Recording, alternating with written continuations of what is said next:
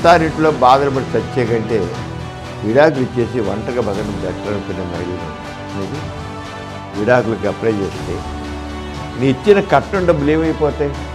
ఒకవేళ కట్నం పేట డబ్బు ఇచ్చారు మన పెళ్లి టైంలో ఇస్తే అవి ఆ అబ్బాయి పేట ఉండడానికి వీలు లేదు.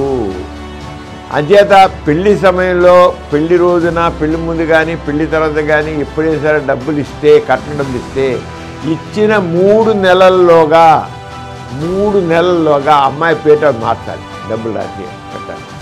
కట్నం డబ్బులు పుచ్చుకొని 3 నెలల్లోగా అమ్మాయి పేట మార్చపోయినైతే 6 నెలల నుంచి 2 ఏళ్ళ వరకు జైలు శిక్ష ఉంటుంది. సమరం ఎక్స్పర్ట్ లా ప్రేక్షకులకి స్వాగతం. మనం ఈ కార్యక్రమంలో మహిళల విషయంలో, మహిళల సమస్యల విషయంలో రకరకాల సమస్యలు ఉంటాయి. ఆ సమస్యలో ఎటువంటి చట్టాలు ఉన్నాయి అనేది ఇటీవల కాలంలో తెలుసుకుంటున్నాం.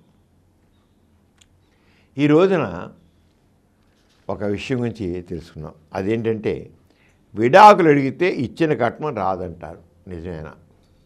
ఇప్పుడు కట్నం ఇచ్చి పెళ్లి చేసుకుంటారు. పెళ్ళి అయిపోయిన తర్వాత భర్తతో గొడవలు వస్తాయి. అత్తారింట్లో ఆమె బాధలు పడలేకపోతుంది. అత్తారింట్లో బాధలు పడి చచ్చే కంటే విడాకులు ఇచ్చేసి ఒంటరిగా బతకడం బెటర్ అనుకునే మహిళలు ఉన్నారు. నిజమే. ఎందుకు పడి ఉండాలండి? అవసరం లేదు. హాయిగా సంతోషంగా ఉంటే కలిసి ఉండాలి, కానీ బాధలు పెడుతూ బతుకుండాల్సిన పని లేదు. మరి కట్నం ఇచ్చుంటారు. అమ్మ పెళ్లి చేయడం కోసం లక్షలు ఇస్తారు, కోట్లు ఇస్తారు, స్థలాలు ఇస్తారు, నగలు పెడతారు. ఒకవేళ విసుగెత్తిపోయి నేను నీతో ఉండలేను, నేను నీతో విడాకులు పుచ్చుకుంటాను అమ్మాయి అన్నట్లయితే, పో, నువ్వు ఇచ్చిన కట్నం నువ్వు పోతానోగా పో, కానీ నీ డబ్బులు నీకు ఇచ్చేది మాత్రం లేదు, నువ్వు పోతాడినోగా పో, అంతే. నేను పొమ్మంటలే కదా, నువ్వే పోతాడినోగా పో అంటాడు మూడు. నాన్న ఎంతో కష్టపడి సంపాదించి అప్పులు చేసి కట్నం ఇస్తాడు, పెళ్లి చేస్తాడు, అమ్మాయి పేట కొంత ఆస్తి ఇస్తాడు. అది పెళ్ళి అవ్వదు కదా. బాధలు మాత్రం పడుతుంది అమ్మాయి. ఎంత చేశాను బాధలు పడుతుంది. వాడిని పోతాను ఉండలేను బాబో, నమస్కారం, నీకు నమస్కారం, నీతో బతకలేని పోతాను ఉంటుంది. పోతావా? పో పో, పోవడానికి నిశ్చయం అయిపోతుంది. విడాకులు ఇచ్చేస్తాను అనుకుంటుంది. కానీ మనసులో ఒక డౌటు, నా మటుకు నేను పోదాం అనుకొని విడాకులకి అప్లై చేస్తే నీ ఇచ్చిన కట్నం డబ్బులు ఏమైపోతాయి? నీ ఇచ్చిన ఆస్తి విషయంలో అతనికి ఏదో ఇచ్చాం, అవన్నీ ఏంటి అయిపోతుంది అన్న డౌట్ చాలామంది మహిళలకు ఉంటుంది. ఈ విషయం గురించి ఈరోజు తెలుసుకున్నాం. మామూలుగా గొడవలు చూడు, ఇద్దరు మ్యూచువల్గానే విడాకులు అప్లై చేసుకుంటుంటారు. అబ్బాయి నాకు ఈ అమ్మాయి వద్దంటాడు, మీరైతే మీ ఇద్దరు ఉండలేము అని విడిపోవాలనుకుంటున్నాం అంటారు. ఓకే, అప్పటికి ఈ గొడవలు ఎవరు ఇచ్చారు సరే, అమ్మాయి ఏదో ఆస్తి ఇచ్చాను, ఆస్తులు ఇచ్చేసే, డబ్బులు ఇచ్చేసే, కట్నం ఇచ్చేసే అంటారు. ఇప్పుడు తేలిక అయిపోతుంది, ఒప్పందం మీద అయిపోతుంది. అలాగే అమ్మాయి అయిపోతానంటుంది, అబ్బాయి పొమ్మంటలా. వాడేమంటాడు, నేను పుచ్చుకున్న డబ్బులు ఒక్క పైసా నేను పొమ్మంటలేక నువ్వే పోతాడున్నావు, పో, నీకేం అవసరం లేక నేను అవసరం లేదు అన్నప్పుడు నువ్వు ఇచ్చే డబ్బులు నేను ఎందుకు ఇవ్వాలి, నేను పొమ్మంటలే కదా. ఇది కథ. మరి ఎలాగైంది? చాలా డైలమా. చాలామంది మహిళల డైలమా ఏంటంటే, మనంతా మనం విడాకులు అప్లై చేస్తే వచ్చేద్దాం ఉంటే కట్నం డబ్బులు ఏమైపోతాయి, ఆస్తి ఇస్తే ఆస్తి అయిపోతుంది, ఇవన్నీ డైలమా. ఇక్కడ విషయం తెలుసుకోవాలండి. మహిళలు తమ్మట్టుకు తాము భర్తను విడాకులు అడిగితే కట్నం సంబంధించిన డబ్బులు కానీ, ఇతర ఆస్తులు కానీ, ఆమె పైన ఆస్తులు కానీ ఆమెకు సంబంధించి తిరిగి రాకపోవడం అంటూ ఉండదు. భర్త పొమ్మనుకోనా సరే భార్య విడాకులకి తాను మటుకు తాను అప్లై చేయవచ్చు కోర్టులో. అది ముందు తెలుసుకోండి. తను నాకు ఈ భర్తతో ఉండలేను, నేను వేగలేను, నా చేత నేను పోతాను, మా నాన్న ఇచ్చే కట్న డబ్బులు కానీ ఆస్తులు కానీ నాకు పెట్టిన నగలు కానీ అన్నీ కూడా తిప్పిచ్చేయండి అని అడిగేందుకు. అంతేగాని నా మటుకు నేను పోతున్నా కనుక నీ పోవడానికి లేదు అని విడిపోవడానికి. అయితే ఇలాంటప్పుడు కోర్టులో కేసు వేయచ్చు, తప్పకుండా కోర్టులో వేసి ఆస్తి తీసుకోవచ్చు. ఎక్కడ కేసు, వీళ్ళు ఎక్కడున్నారు, అమ్మాయి తాలూకు వాళ్ళు ఎక్కడున్నారు, పుట్టిల్లు వాళ్ళు ఎక్కడున్నారు, ఆ పుట్టింటి వాళ్ళు ఉన్న చోట, పుట్టింటి వాళ్ళ చోట ఎక్కడున్నా ఏ ఊళ్ళో ఉంటే ఆ ఊళ్ళో, అమ్మాయి ఒకవేళ పుట్టింట్లో కాబట్టి ఇంకో వేరుగా ఉన్నా ఇంకో చోట ఉన్నా ఎక్కడున్నారు అక్కడ కోర్టులో కేసు పెట్టచ్చు. కోర్టులో అక్కడే అలా అయిన నాకు వచ్చి రమ్మని చెప్పడే, ఈ అమ్మాయి వాళ్ళంటికి వాళ్ళ ఊరు పోసం వల్ల వాళ్ళ ఊరు పోవాల్సిన లేదు, వాళ్ళ ఊళ్ళో వేయాల్సిన వల్ల తన ఊళ్ళో ఉండి తను ఎక్కుంటుందో అక్కడే కోర్టులో కేసు వేసి అతని విచారణకు అక్కడ పిలిపించవచ్చు. తెలుసుకోండి, విచారణ పెంచి ఉంటుంది. అదే ముందు ఒకటి చేయాల్సింది అంటే, ఒకటి మాత్రం వీళ్ళ కోర్టులో కేసు వేసే ముందు ఒకసారి అతన్ని పిలిచి, నేను ఇలా నీ మీద కేసు పెట్టదలుచుకున్నాను, విడాకుల కోసం పెట్టదలుచుకున్నాను, మరి వస్తావా రా, ఒకసారి మాట్లాడుకుందాం, పెద్ద మనుషుల ముందు పెడదాం విషయాన్ని పెట్టేసి, పెద్ద మనుషులు తేల్చేసి నేను మాత్రం విడాకులు మాత్రం పూర్తి చేసుకున్నాను, నేను నీతో ఉండలేను, కానీ నువ్వు ఏమంటావు చూద్దాం. ఒకవేళ మ్యూచువల్ అయితే అతను సరే వద్దనుకుంటున్నావు కదా, మ్యూచువల్గా మేము అనుకున్నాం, వద్దనుకున్నాం, ఇద్దరు విడిపోదాం అంటే హాయిగా అయిపోతుందండి. అప్పుడు మాత్రం చాలా సింపుల్గా అయిపోతుంది. ఇద్దరికి ఇష్టం మీద విడిపోవాలనుకున్నట్లయితే పెద్ద ఇది ఉండదు, త్వరగా అయిపోతాయి, విడాకులు త్వరగా అయిపోతాయి. ఒకవేళ అది నేను విడాకులు ఇవ్వను అని పంటం పెట్టి కూర్చోనుకోండి, కేసు కొంతకాలం సాగుతుంది, కేసు కొంతకాలం ఎక్కువ సాగుతుంది. ఇద్దరు కలుక్కుంటే అనుకుని మాత్రం త్వరగా అయిపోతుంది. ఇది తెలుసుకోవాల్సిన విషయం అక్కడ అన్నమాట. అంచేత ఇది చాలా సులువైపోతుంది అన్నమాట. ఇంకా ఖర్చు కూడా ఉండదు, కోట్ల ఖర్చులు కానీ ఉండవు. ఇంక వరకట్నం గురించి అంటారా, వరకట్నం నుంచి మీరు ఇచ్చిన కానుకలు కానీ, ఎవరైనా సరే ఇచ్చే అమ్మాయి ఇచ్చేవారికి ఇచ్చిన కానుకలు కానీ, ఇతర నగలు కానీ, ఆ విడాకులు పెట్టినా పెట్టకపోయినా, విడాకులు ఒప్పందం మీద కూడా ఒక్కోసారి కోర్టులు వేయకుండానే తీసేసుకోవచ్చు. పెట్టినా పెట్టకపోయినా సరే కానుకలు, నగలు, ఇతర ఏం పెట్టినామని కూడా వరకట్నం నిషేధ చట్టం కదా, మీ కట్టిన డబ్బులు నగలు మీ పేరే ఇంకోటి కూడా తెలుసుకోవాలండి. ఒకవేళ కట్నం పేట డబ్బు ఇచ్చారు మన పెళ్లి టైంలో ఇస్తే అవి ఆ అబ్బాయి పేట ఉండడానికి వీలు లేదు.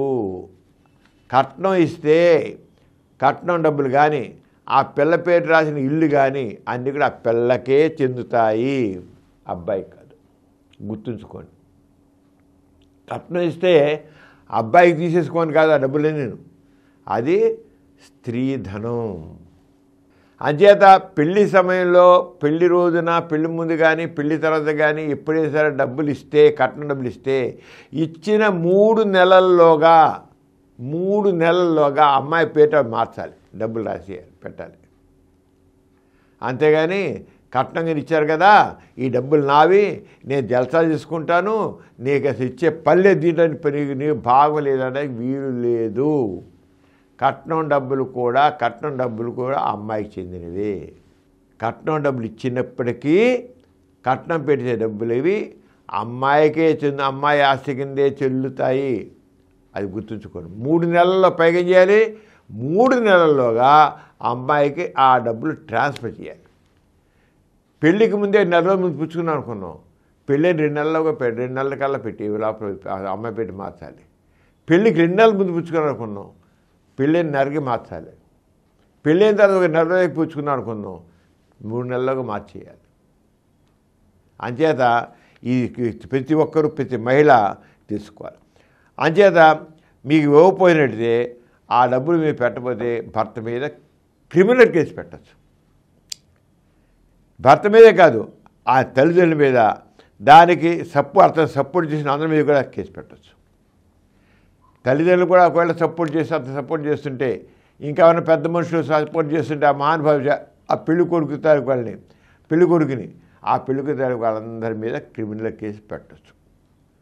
ఆ రకంగా చేత వాళ్ళందరూ, ఎందుకంటే ఈ అమ్మాయి డబ్బు ఈ అమ్మాయికి రాకుండా అడ్డుపడుతున్నారు అని. అంచేత వరకట్న చట్టంలో సెక్షన్ 6 ప్రకారం వరకట్నం వస్తువులు నగలు ఇతర కానుకలన్నీ భార్యకు ఆమె వారసులకే చెందుతాయని ఉంది. అంతేగాని మొత్తం అవి పెళ్లి చేయడం కూడా చాలామంది డబ్బిస్తారు, కానుకలు ఇస్తారు, వస్తువులు ఇస్తారు, రకరకాల నగలు పెడతారు, అన్నీ చేస్తారు. అవన్నీ అమ్మాయివే. అమ్మా నాన్న ఇవ్వసంలా బంధువులు ఇచ్చినా సరే అమ్మాయి పేట ఇచ్చినప్పుడు అమ్మాయికి చెందుతాయి. ఇది తెలుసుకోవాలి. అవన్నీ ఆమెకి ఇచ్చి తీరాలి. ఆ డబ్బు, ఆ వస్తువులు, నగలు అవన్నీ కూడా పెళ్ళైన 3 నెలల్లోగా 3 నెలలు గుర్తుంచు, పెళ్ళైన 3 నెలల్లోగా అమ్మాయి పేరుకు మార్చాలి. కొన్ని ట్రైబ్స్లో మైనర్గా ఉన్న పెళ్లి జరుగుతాయి. మైనర్గా ఉన్న పెళ్లి చేయడం తప్పు కాదు, జరుగుతున్నాయి. మైనార్టీ తీరకుండా పెళ్లి చేస్తారు. ఒక మైనార్టీ తీరకుండా పెళ్లి చేసుకుని అమ్మాయి దగ్గర కట్నం పుచ్చుకున్నట్లయితే ఉన్నారు. మైనార్ 16 ఏళ్ళకి పెళ్ళిళ్ళు అయిపోయి ఉన్నారు, 17 ఏళ్ళకి పెళ్ళి అయిపోయి ఉన్నారు. అలాంటి కేసుల్లో అమ్మాయికి మైనార్టీ తీరగానే 18 ఏళ్ళు నిండగానే అమ్మాయి పేట మార్చేయాలి. 18 సంవత్సరాలు నిండగానే అమ్మాయి పేట అవి మార్చేయాలి. అది గుర్తుంచుకో. బదిలిన 3 నెలల్లోగా అమ్మాయికి మైనార్టీ తీరిన 3 నెలల్లోగా అవి మార్చాలి. అంచేత మైనర్గా ఉన్న వివాహం తీసుకున్నా కూడా 10 సంవత్సరాలు జరగాలి. లేకపోతే ఎవరైతే అలా చేయకపోతే గుర్తుంచుకోండి, ఇది రూల్ అన్నమాట. ఈ రూల్ పాటించకపోతే 6 నెలల నుంచి 2 ఏళ్ళ వరకు జైలు శిక్ష ఉంటుందండి భర్తకి. కట్నం డబ్బులు పుచ్చుకొని 3 నెలల్లోగా అమ్మాయి పేట మాసపోయినైతే కేసు పెడితే అది ఇవ్వకపోతే 6 నెలల నుంచి 2 ఏళ్ళకు జైలు శిక్ష, 5,000 నుంచి 10,000 దాకా జరిమానా విధించవచ్చు. సెక్షన్ 6(2) స్పష్టంగా చెబుతుంది. సెక్షన్ 6లో 2 క్లాజులో ఈ విషయం స్పష్టంగా ఉంటుంది. అంచేత ఆ డబ్బుని అమ్మాయి పేట బదిలీ చేయబోతే ఈ శిక్షతో పాటు కొంత వ్యవధిలోగా బదిలీ చేయాలని అది ఉంటుంది.